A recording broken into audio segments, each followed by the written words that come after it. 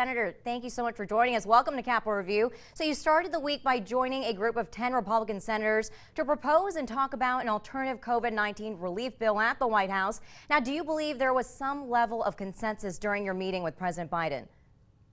Well, I thought it was a productive meeting. We had 2 hours with the president. We were the first group of legislators that the president had in the Oval Office, and he was very engaged in give and take. And we were basically saying, if you want something fast and you want something targeted, that we felt like our plan would achieve those results much quicker than a large 1.9 trillion plan. And we also said, look, we've done 5 of these last year. All bipartisan with more than 60 votes. We need to do this with bipartisanship as well. I would have to say it was very productive. I don't know that it's going to result in anything because early indications are the Democrats are just going to go their own way.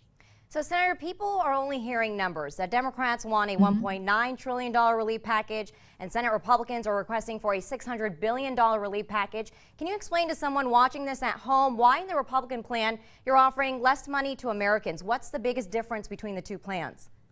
Well, I think everybody has to keep in mind that we just appropriated $900 billion at the end of December, and only 20% of that money has gone out. So I think if you look at what's happened with some of the school money or what's happened with some of the state and local money, it hasn't been spent yet.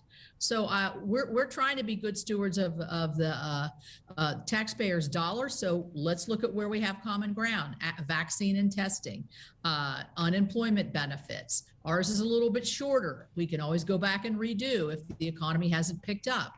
We have stimulus payments for individuals, but I'd rather see those going to people who really need it rather than people who can make as much as $300,000 a year. And we think these are common sense, a narrowing in and a targeting of where the big need is. And the Democrats, the 1.9 trillion has extraneous items in there like cybersecurity and green energy and all of the things that really are not relevant to COVID relief.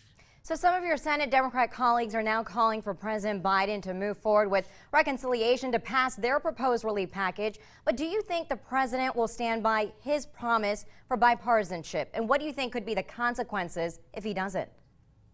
Well, you know, he talked a lot on January 20th at his inauguration about unity and bipartisanship and how important it is. And in our meeting at the White House, he reiterated that desire to work together and negotiate.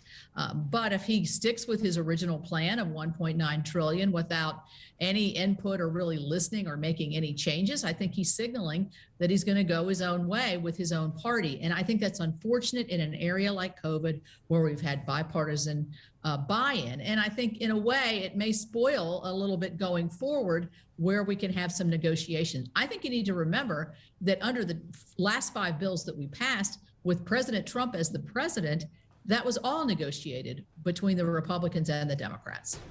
After the break, we continue our conversation with West Virginia Senator Shelley Capito and her state's remarkable efforts in distributing the vaccine.